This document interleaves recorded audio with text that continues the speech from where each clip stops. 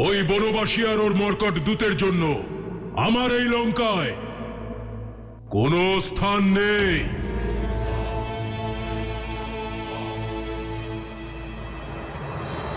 ধৈর্য সহকারে কাজ করবে অঙ্গদ। আবেগের বশে সিদ্ধান্ত নেওয়া একেবারেই অনুচিত।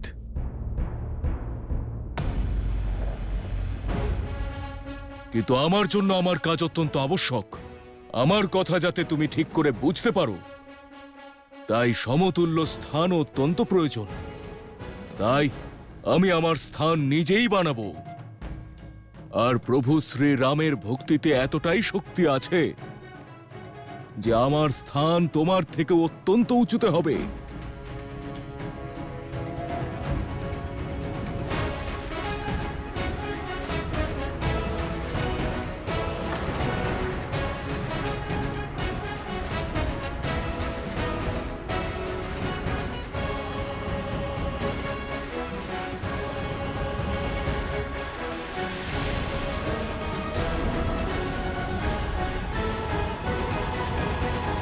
জয় শ্রীরাম।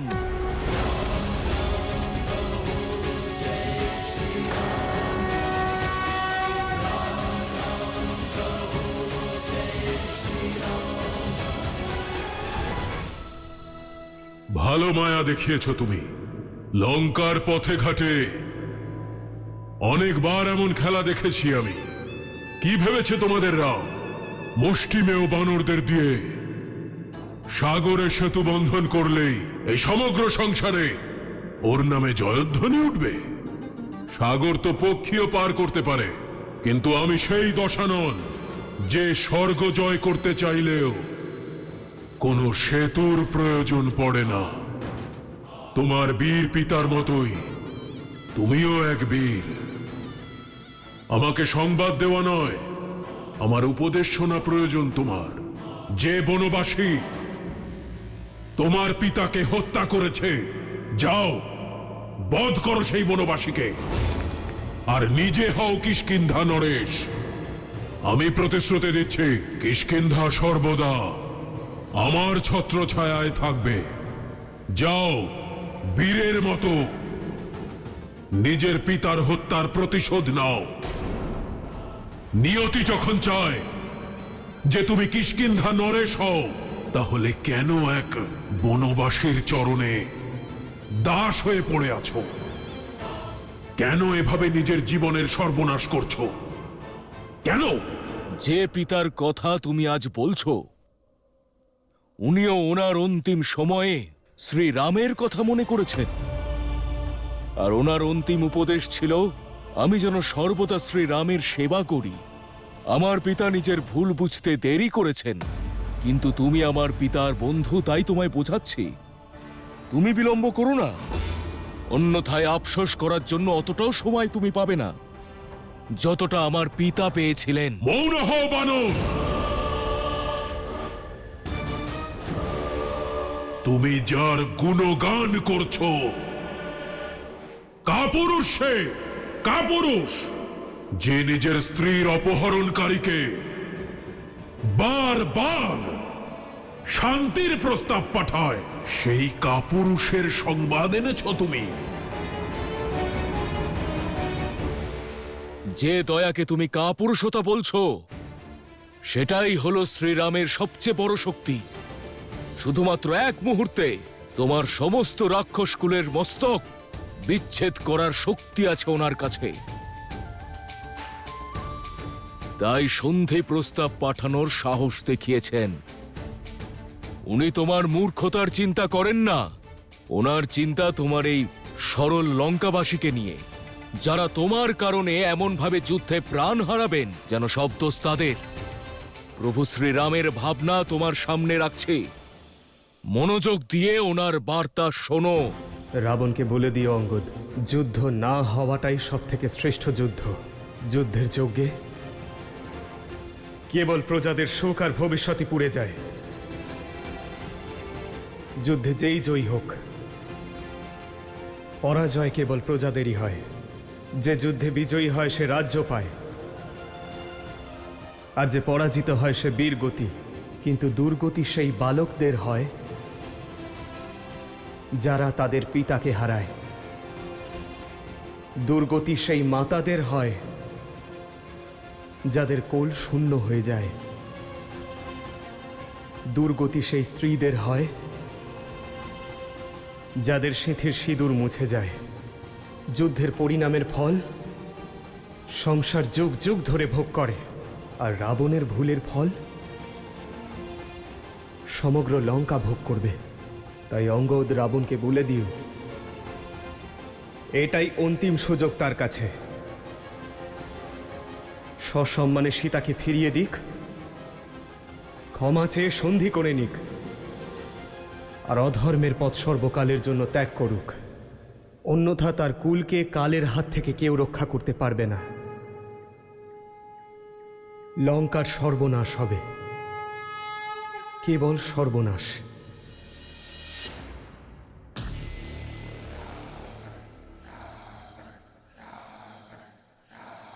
তুমি আমার চোখ খুলে দিলে অঙ্গদ। এটা কি সত্য?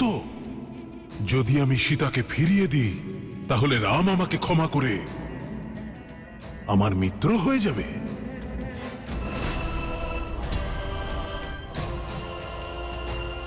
সেই সেনারা যারা চতুর্দিক থেকে লঙ্কাকে ঘিরে রেখেছে, তারা ফিরে যাবে?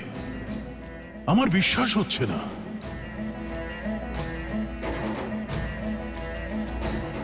যার নাম সম্পূর্ণ সংসার জপে, যার আরাধনা 3 লোকে করে থাকেন, তাকে সন্দেহ করা মূর্খতার পরিচয়। মূর্খতা? মূর্খতা কি সেটা আমি বলছি। মূর্খতা হলো এটা ভাবা যে রাবণ সেই রামের কাছে ক্ষমা চাইবে যে রাবণের বোনের নাক কেটেছে। মূর্খতা হলো এটা ভাবা যে রাবণ সেই হনুমানের সঙ্গে মিত্রতা করবে যে আমার অক্ষয় কুমারকে হত্যা করেছে। মূর্খতা হলো এটা ভাবা যে এক বহিষ্কৃত বালক কিছু বানরের সাহায্য নিয়ে সেই রাবণকে সংহার করবে যে সহস্র বৎসর ধরে সহস্র বীরকে সংহার করেছে। মূর্খতা হলো এটা যে 10টি লোকের অধীশ্বরের সামনে এক বনবাসী 3টি লোকের রাজা হওয়ার দম্ভ দেখাচ্ছে।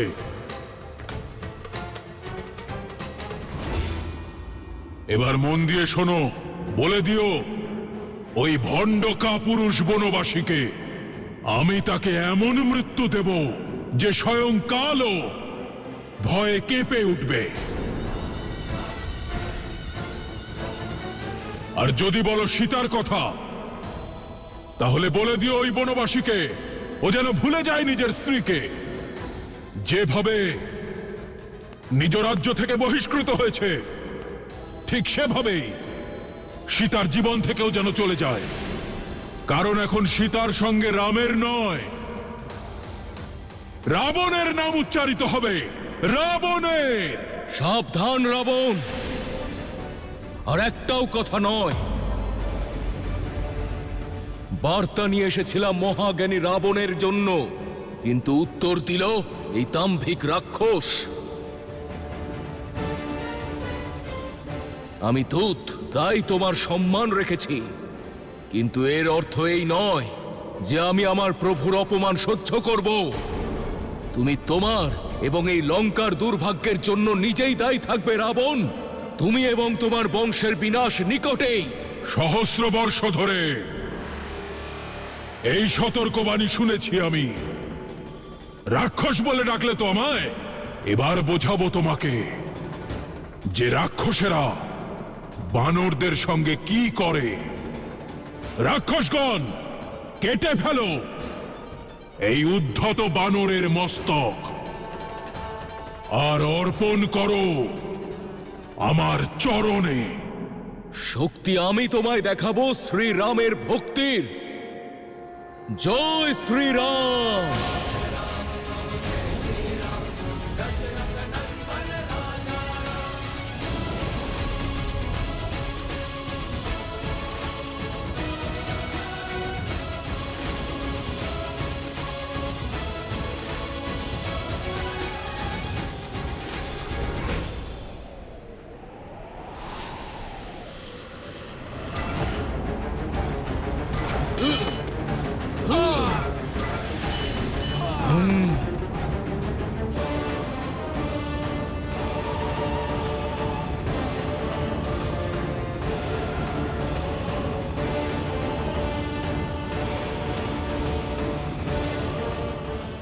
আমি বালিপুত্র অঙ্গদ, কিষ্কিন্ধার যুবরাজ, প্রভু শ্রীরামের দূত, এখানে উপস্থিত সকল বীরকে আহ্বান জানাচ্ছি, যদি তোমাদের মধ্যে কেউ আমার এই পা এখান থেকে নড়াতে পারো, তবে আমি প্রভু শ্রীরামের দিব্যি করে বলছি, সমগ্র বানর সেনা যুদ্ধ না করে ফিরে যাবে।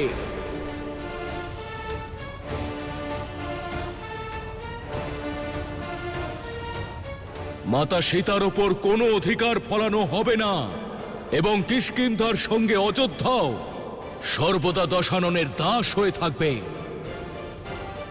জয় শ্রীরাম।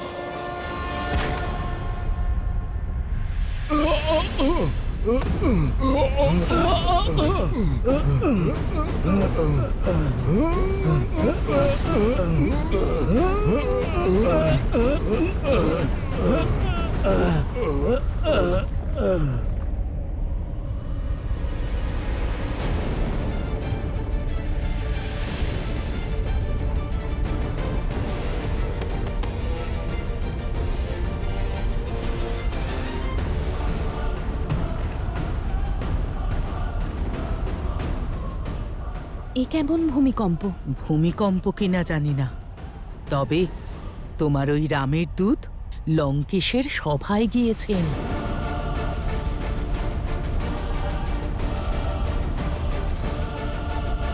প্রভু, এই এই কম্পন কিসের? আমার মনে হচ্ছে রাবণ অঙ্গদের সামনে মর্যাদা লঙ্ঘন করার ভুল করেছে। অঙ্গদ কুশলে আছে তো? মহারাজ সুগ্রীব মহাবীর বালির পুত্র সে, আর আমার প্রিয় শিষ্য, আর প্রভু শ্রীরামচন্দ্রের আশীর্বাদ আছে ওর ওপর। বিশ্বাস রাখুন মহারাজ, অঙ্গদ যার কাজ করার জন্য বেরিয়েছে তাকে রক্ষাও সেই প্রভু শ্রীরামই করবেন।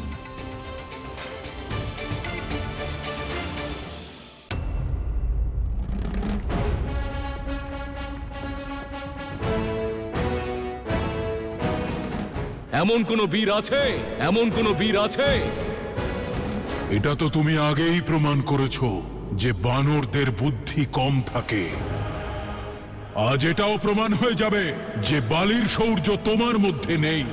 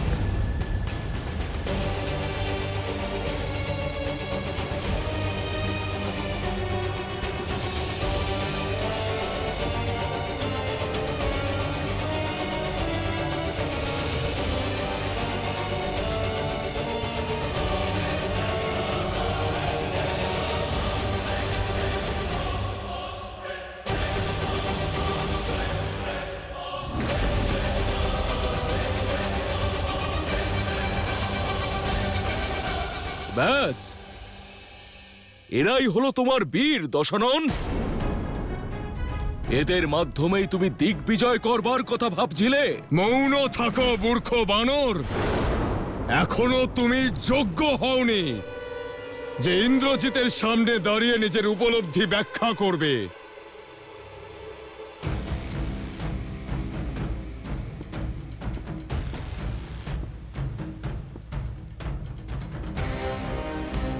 অনেক ঔদ্ধত্য দেখিয়েছ তুমি। এবার প্রথমে তোমাকে স্থানচ্যুত করব, আর তারপর আমার এই হাত দিয়ে শিরচ্ছেদ করব তোমার। যেই স্থানে তুমি তোমার এই পা রেখেছ সেই স্থানেই তোমার মৃত্যু ঘটবে।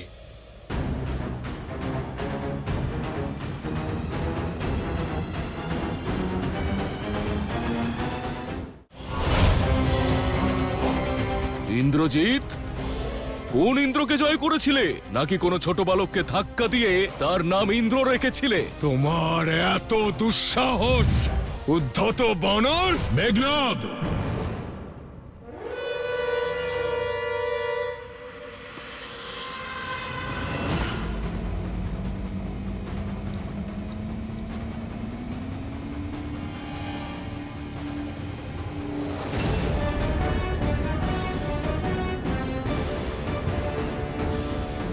इंद्रजीत आदिक बलवाना, हर्षि उठे जह तह भटनाना। झपट ही करि बल विपुलो पाई, पद न टरई बैठहि सिरुनाई। सुनहु सुभट सब कह दस सीसा, पद कहि धरनि पछारहु कीसा। भूमि न ठाड़त कपि चरत, देखत विपद भाग।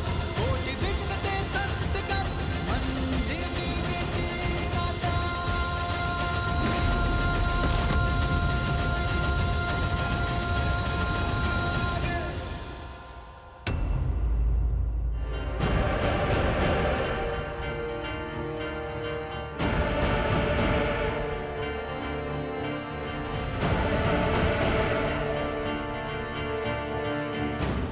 ইন্দ্রজিৎ, কোন ইন্দ্রকে জয় করেছিলে? নাকি কোনো বালককে ধাক্কা দিয়ে তার নাম ইন্দ্র রেখে দিয়েছিলে? তোমার এত দুঃসাহস, উদ্ধত বানর! মেঘনাদ,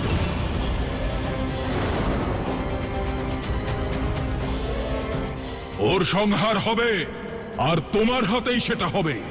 কিন্তু ওর প্রতিস্পর্ধার উত্তর দেওয়ার পরে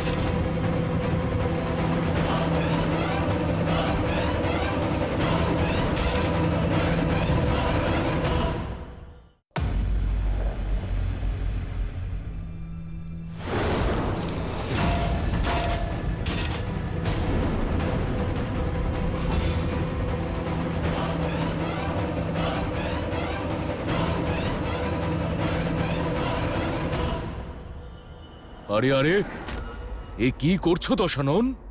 দূতের পা ধরতে নেই।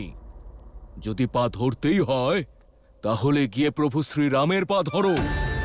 হয়তো তুমি আরো পতনের থেকে রক্ষা পাবে, তোমার সম্পূর্ণ বংশ রক্ষা পাবে। শুনেছি তুমি সর্বজ্ঞানী। তাহলে একটু ভাবো, যার একজন দূতের জন্য তোমার সম্পূর্ণ লঙ্কা জ্বলছিল, আর যার দ্বিতীয় বালক দূত তোমার সকল বীরদের নিজের পায়ে পড়তে বাধ্য করেছে, তাহলে ভাবো যখন স্বয়ং প্রভু শ্রীরাম এখানে আসবেন তখন কি হবে? তোমার চেয়ে অধিক তোমার মুকুট বুদ্ধিমান, শ্রীরামের মাহাত্ম্যের কাছে মাথা নত করেছে।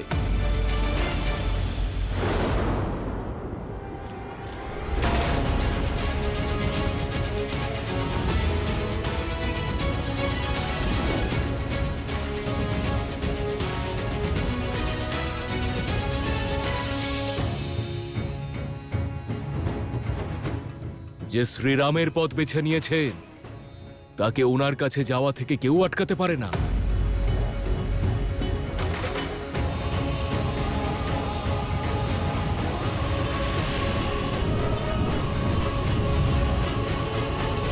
প্রভু শ্রীরাম, ওটা কি আসছে?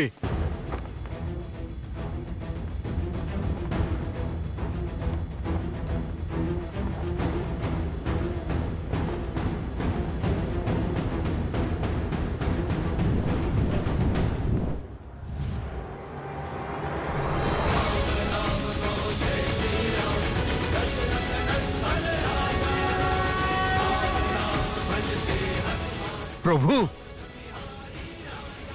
এটি ওই রাবণের মুকুট।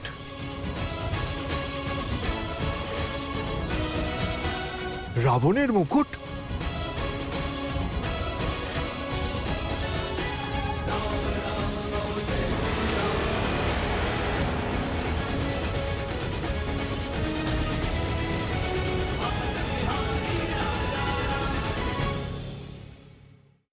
আমার মনে হচ্ছে লঙ্কেশ অস্ত্র তুলে নিয়েছেন। রাবণের এই হুঙ্কার একেবারে সেই রকম যেমন প্রদীপ নিভে যাওয়ার আগে সম্পূর্ণ শক্তি দিয়ে জ্বলে ওঠে। বানর বীরগণ, শত্রুরা প্রস্তুত এবং শক্তিশালীও। যুদ্ধ নয়, মহাযুদ্ধ হবে কাল।